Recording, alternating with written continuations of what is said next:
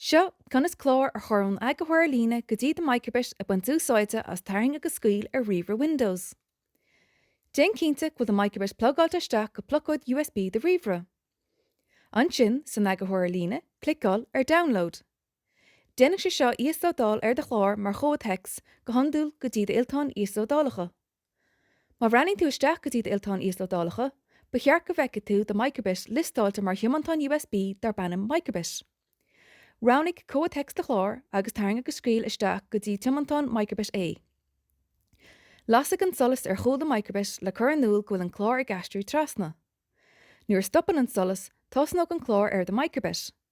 Is féidir is seo dhéanamh freisin ar agathir lína Python.